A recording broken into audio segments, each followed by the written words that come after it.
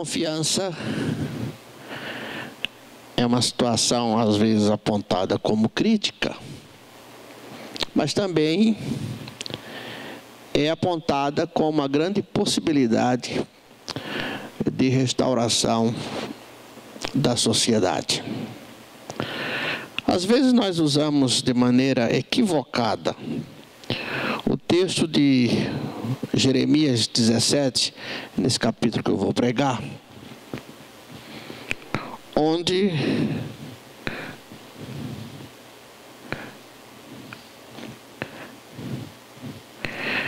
nós usamos isso como chavão para justificar a nossa desconfiança em relação às pessoas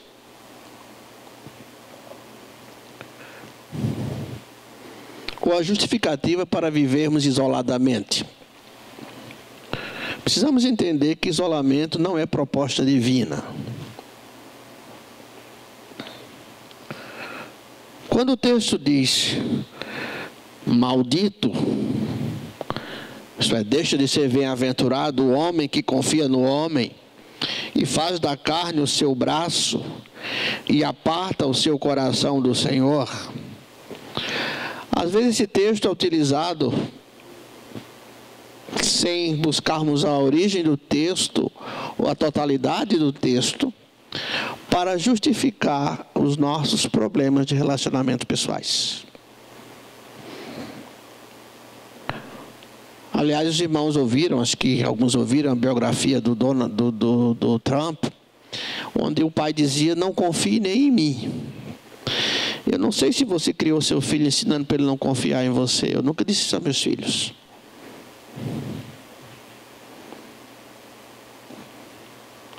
Filho precisa confiar em pai e mãe, dentro das suas imperfeições.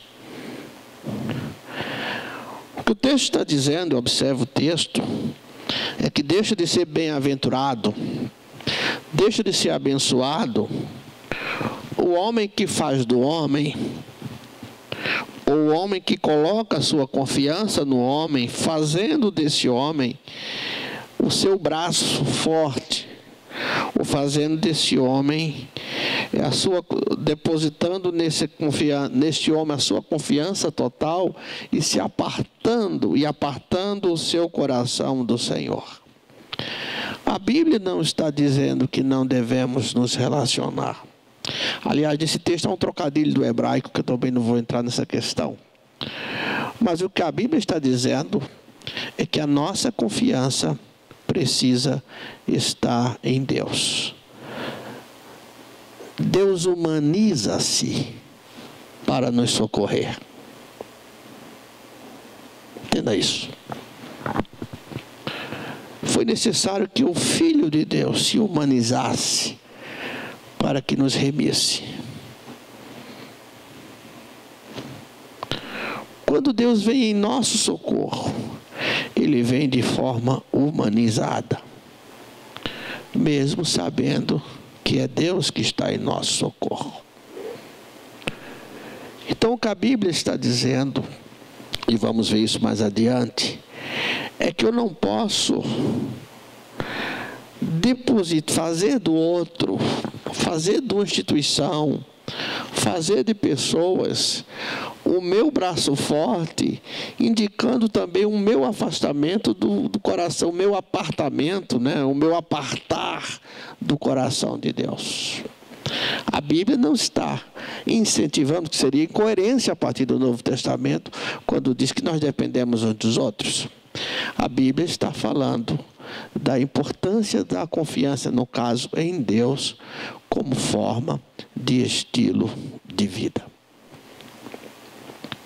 Há um texto interessante, eu não faço aqui propaganda, eu tenho até procurado outros sociólogos para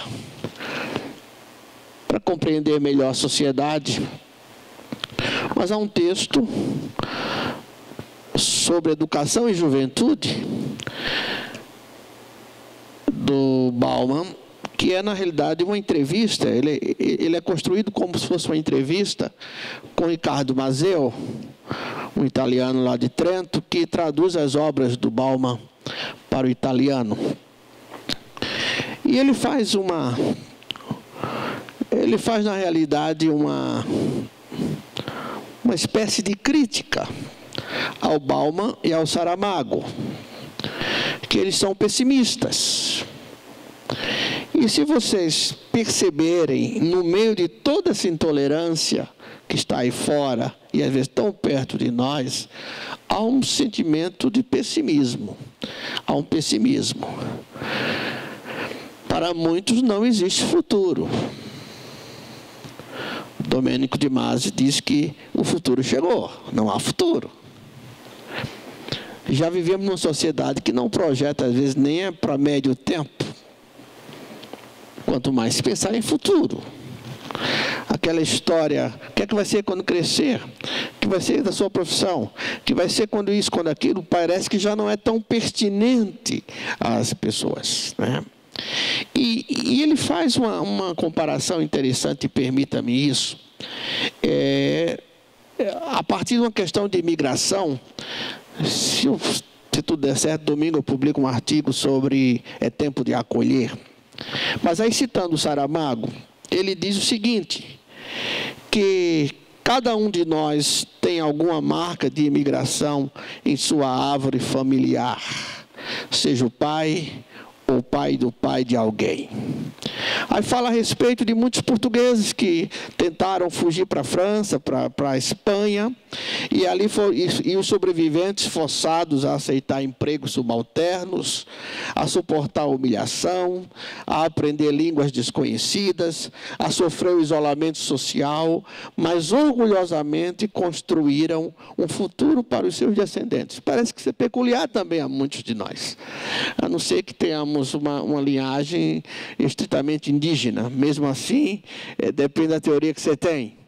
Mas o fato é que algumas dessas pessoas não perderam, nem quiseram perder a memória dos maus tempos, e devemos ser gratos aos que conseguiram manter o devido respeito ao seu passado. A maioria, por contraste, tem vergonha de ter sido pobre e ignorante e comporta-se como se a vida decente tivesse começado para eles somente naquele dia deslumbrante, quando puderam finalmente comprar o primeiro carro. A pessoa que era explorada e que esqueceu disso, vai explorar outras pessoas. A pessoa que era olhada com desprezo e faz conta que esqueceu disso, fará o mesmo. E eis todos juntos jogando pedrinhas na margem do rio, que ele identifica como o rio dos que chegaram ali na imigração da França e na região também da Espanha. Aí ele diz que Saramago, mesmo apontado como pessimista, ele escreveu como um dos últimos trabalhos a Carta dos Deveres Humanos, que é um documento que traz uma palavra implícita, que é a palavra confiança. Essa ideia de confiança também é defendida por esse sociólogo. E diz, uma pessoa que era explorada e esqueceu isso, vai explorar outras pessoas. A pessoa que era olhada com desprezo e faz de conta que esqueceu isso, fará o mesmo. Não conheço, embora continue procurando um caso de vitimização que tenha enobrecido suas vítimas, em vez de despilas de humanidade. E ele termina dizendo que crê que, apesar de tudo isso, o caminho da sociedade é a confiança. Uma das maneiras de se desestruturar a vida de alguém é acabando o conceito de confiança, ou minando o conceito de confiança. Quando você perde a confiança no marido, na esposa, no pai, na sua liderança, no governo, na política, você se torna mais vulnerável. Você se torna mais facilmente massa de manobra. Isso acontece também entre nós. Porque há muitos de nós que pensamos que podemos viver uma fé em Deus fora do corpo. Isso não é saindo do corpo, fora daquilo que a Bíblia chama de corpo, que é a própria comunidade. Aqui estão pessoas falhas. Nós somos falhos.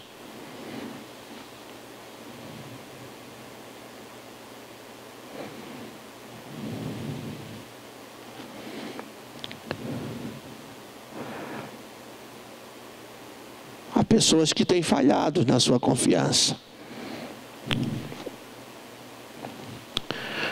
Há pessoas que têm negligenciado com isso, têm falhado. E talvez isso tenha prejudicado a vida de alguns.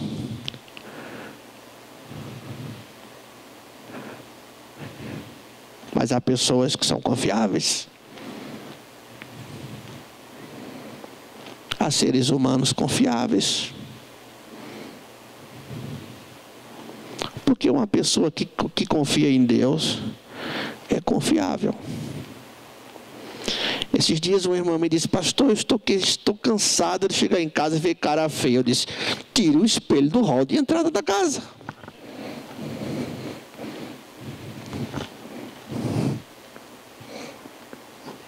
Tira o espelho do hall de entrada. Porque nós temos falhas. Mas quando nós aprendemos a confiar em Deus, a vida se torna mais saudável para nós mesmos. A vida se torna mais dócil em relação ao próximo. A vida se torna mais facilitadora desse relacionamento.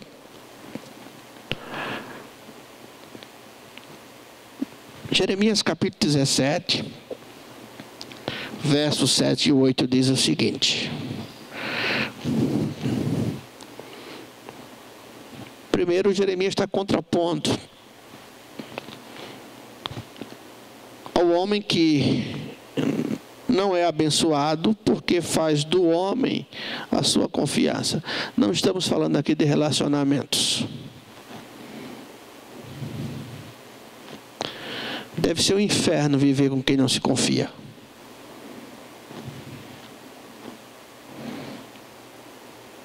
Eu já falei com os irmãos, às vezes chega aquele pessoal com profetário dizendo: olha, pastor, o senhor manda dizer que tem alguém lhe traindo. Sim, e daí?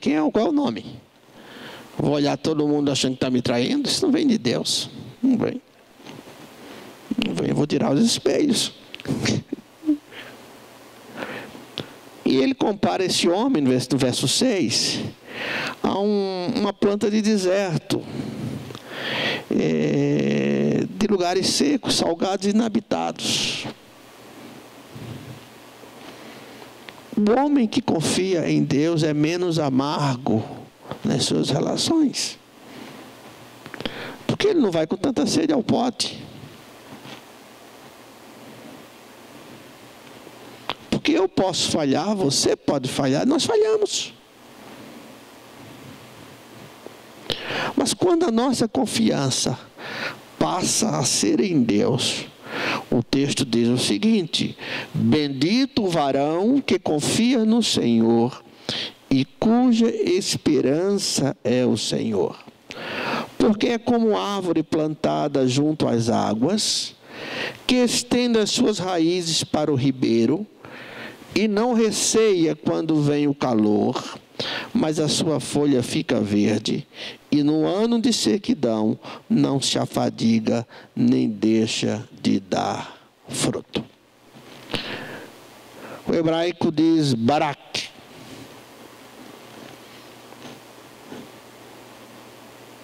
Abençoado. Mas o verbo também usa uma outra palavra, ajoelhar. É aquele tipo de alguém que se ajoelha para receber uma bênção. Hoje não é comum se pedir bênção mais a pai, mãe, avô, mas alguns de nós fomos criados dizendo benção avô, benção vovô, benção vovó, benção papai, benção mamãe. Perdemos esse costume, não sei se tornou irrelevante, mas nós gostávamos de ouvir: Deus te abençoe, meu filho.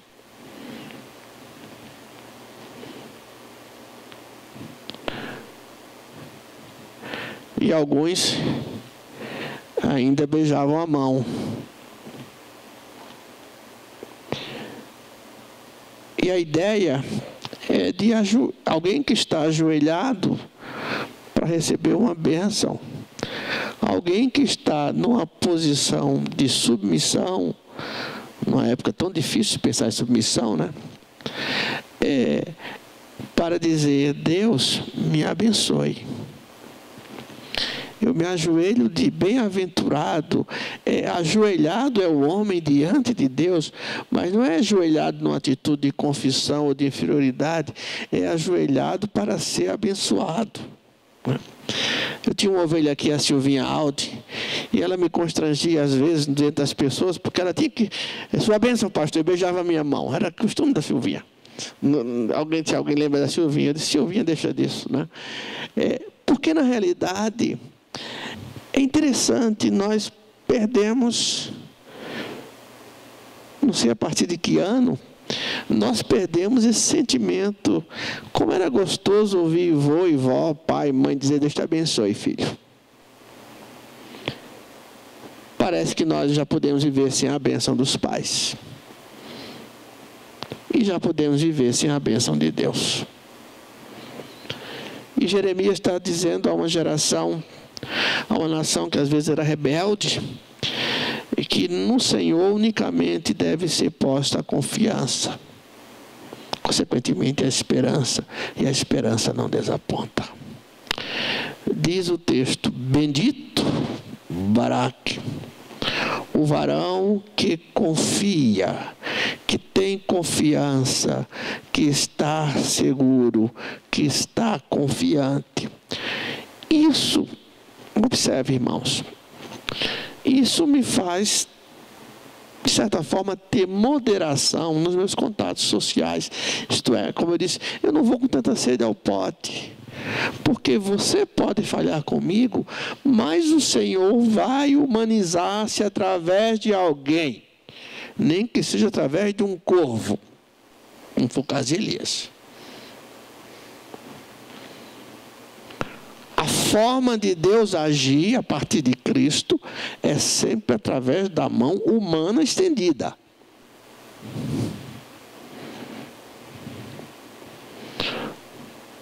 Ele vai usar alguém. E às vezes através de alguém que nasce na manjedoura, alguém humilde. Alguém de quem você não gostaria de receber a mão. Mas a palavra está dizendo que quando eu ponho a minha confiança, quando eu tenho confiança, quando eu estou confiante, quando eu estou seguro, não sei se os irmãos têm essa luta com você mesmo, eu tenho muitas vezes comigo. Às vezes a gente vai batalhando, e eu penso com os meus botões, para não falar sozinho, eu digo: isso é tudo inútil, porque Deus vai resolver do jeito dele. Eu digo: por que sofrer tanto se Deus é que Deus vai resolver? Porque somos humanos.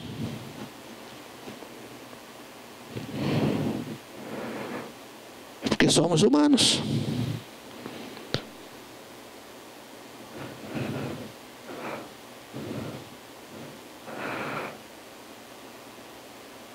Porque o homem que confia, o homem que espera, vem a esperança, que significa esperar, que significa refúgio, que significa o ato de confiar. Quarta-feira passada eu peguei no Salmo 90, né? E eu falei que o Senhor tem sido nosso refúgio de geração em geração.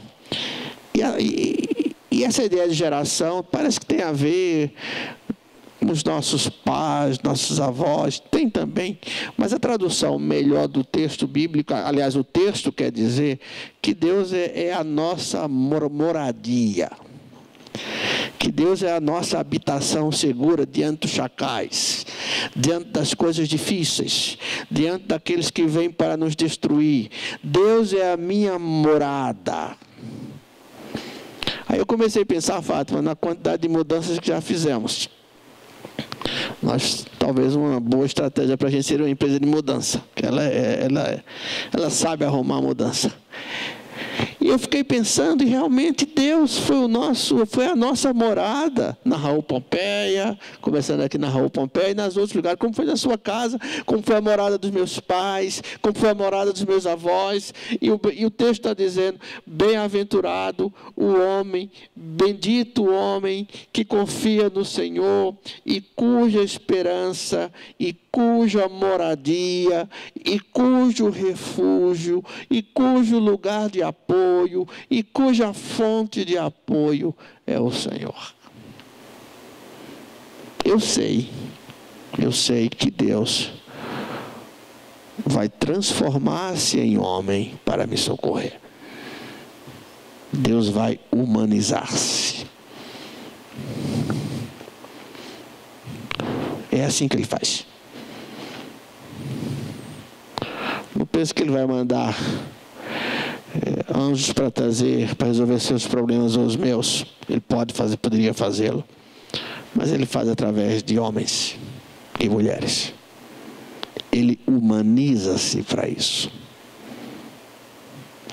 Certamente nós preferiríamos que Ele não se humanizasse.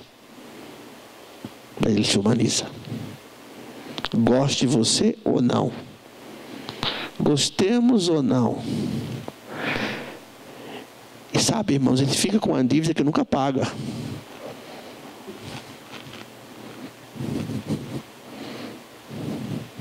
Isso é gratidão.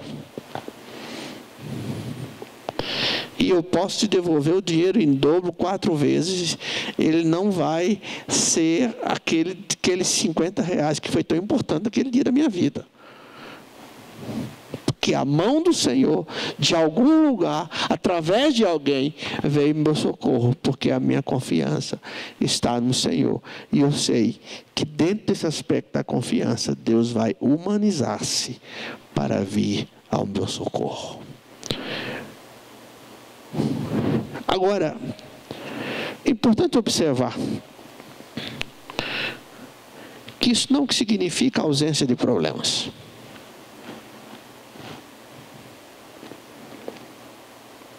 O texto diz que somos como árvore plantada junto às águas, que estende as suas raízes para o ribeiro. Não sei se você já teve o privilégio de ficar na beira de um rio. Daqueles rios antigos, mais de interior, aquela água. Me lembro quando adolescentes juniores, nós acampávamos no orfanato lá em um dos lugares lá em Pernambuco, e tinha um rio tão claro, mas é rio, né? Eu ia morrendo afogado nesse rio, eu e mais 3, porque fomos socorrer um colega. Rio é rio. Mas eu me lembro que a gente chega a ver, era tão branca, não sei como, eu gostaria de ver aquele lugar de novo.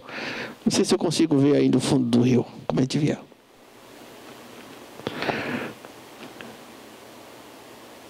Porque quando você fica ali para pescar, né, Bosco? Você fica atento se vai pescar ou não. Né? Você vai pensar na sua vítima. Né? Que é bênção de Deus também para alimentação.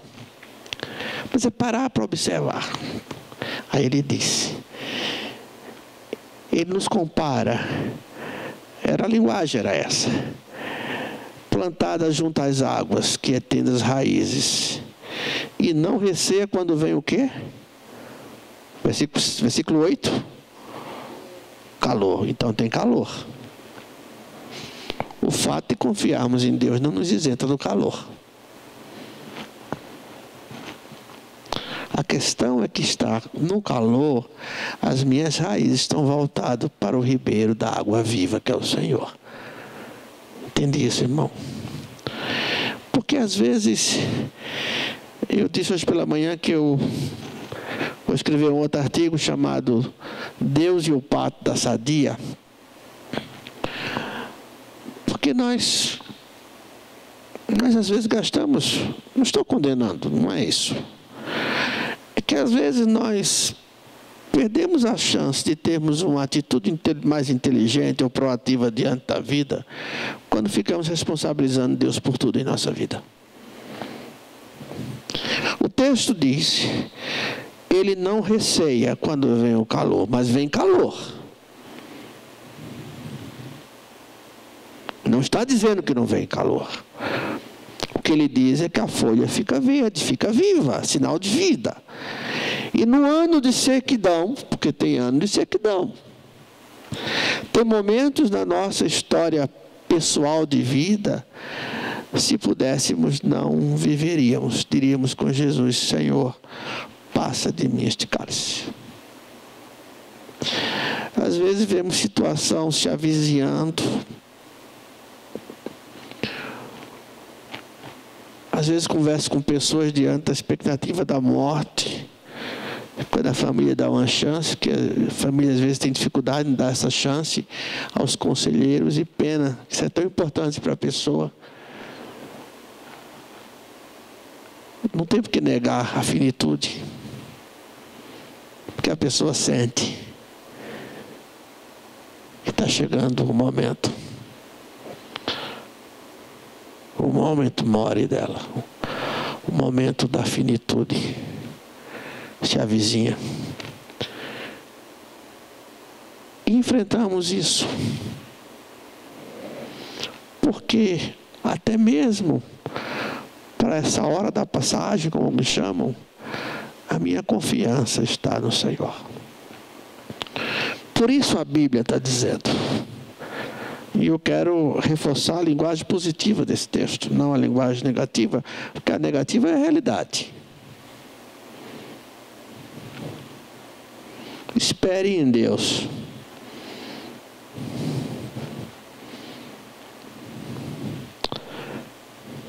Espere em Deus.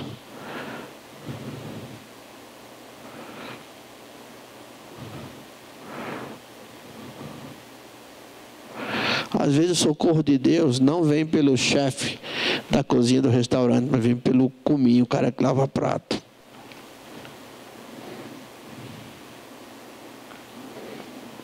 A minha confiança é em Deus. Por isso que esse velho, que já faleceu, acho que no final do ano passado, não lembro se esse ano ou ano passado, diante de toda a análise que ele faz da sociedade e que alguns apontam como pessimista, ele trabalha na confiança como sendo a saída para as nossas vidas. O pastor pregou isso aqui domingo de manhã, pastor Cunha, o que não fazer em tempos de crise. E o que fazer em tempos de crise? Confiar. O que fazer em tempos que não temos crise? Confiar. Porque dele vem o nosso socorro. O meu socorro vem do Senhor que fez os céus e a terra. O meu socorro vem daquele que não vai deixar resvalar os meus pés. O meu socorro vem daquele que vai me proteger do sol e da noite, que vai preservar a minha mente, preservar as minhas emoções. Porque às vezes nós passamos situações tão difíceis, irmãos, tão difíceis, que pensamos que vamos nos desestruturar completamente, e nos desestruturamos se não observarmos essas coisas. Preservar a mente é algo, creio que fundamental nessa jornada. E eu preciso confiar, porque às vezes a desesperança, o desespero toma conta das nossas vidas, que nos torna. É como se tivesse espiritualmente uma síndrome de pânico. Às vezes espiritualmente nós sofremos síndrome de pânico. Nós ficamos estagnados, assustados, parados, sem capacidade proativa, sem capacidade de reagir, porque a nossa confiança, ela estava meio que fragmentada. Não estou dizendo, volto a dizer, Deus humaniza-se quando se trata em nos socorrer nas nossas convivências. O que eu estou dizendo é que a minha confiança, a sua confiança, a nossa confiança precisa estar em Deus, ainda que haja calor, ainda que haja tempo de fadiga, ainda que haja tempo que é impróprio para florescer. Deus é a base da minha confiança. Isso não me impede de sofrer, isso não me impede de experimentar o sofrimento, isso não me impede de chorar, isso não me impede de angústias, mas me dá um renovo, me aponta um caminho, que é a confiança em Deus. Por isso Jeremias, falando em nome do Senhor, diz: Baraque,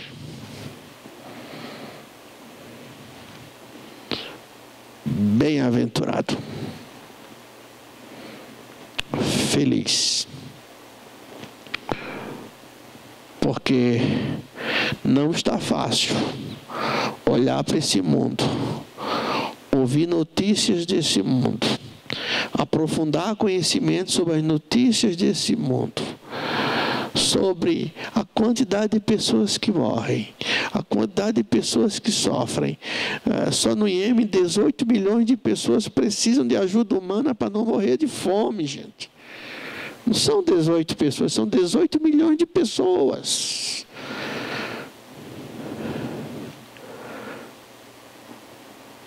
Olhar para tudo isso, olhar às vezes para as crises que nós estamos vivendo, olhar para as crises da própria família, para as tristezas causadas, se não tivermos o Senhor como base da nossa confiança, pereceremos. Mas Ele é a minha confiança, por isso eu sou bendito, por isso nós somos benditos, e que Deus nos ajude nessa jornada de confiar, porque um exercício diário é o dia todo, não é todo dia, como diz o texto de Romanos, é o dia todo.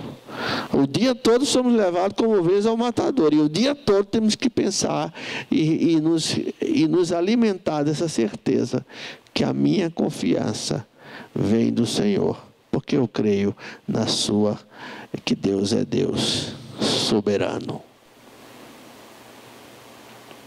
Eu creio na soberania de Deus. Eu creio no Deus do Bará, do que cria do nada. Por isso Ele me faz Baraque, bem-aventurado. E eu preciso me ajoelhar diante de Deus e dizer: Senhor, me abençoa, porque eu preciso da tua bênção para continuar, porque tu és a minha confiança. Eu preciso da tua bênção, Senhor. Eu preciso da tua bênção. Eu preciso do teu toque. Eu preciso da tua humanidade, para que eu possa compreender, inclusive a minha humanidade, e possa ter refrigério naquilo que tu já fizestes e naquilo que farás por mim. Que Deus nos ajude e nos abençoe.